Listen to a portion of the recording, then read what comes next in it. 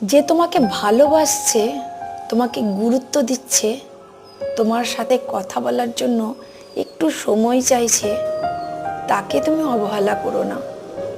তোমাকে বুঝতে হবে এই স্বার্থের পৃথিবীতে তুমি এখনো কারো না কারোর কাছে মূল্যবান।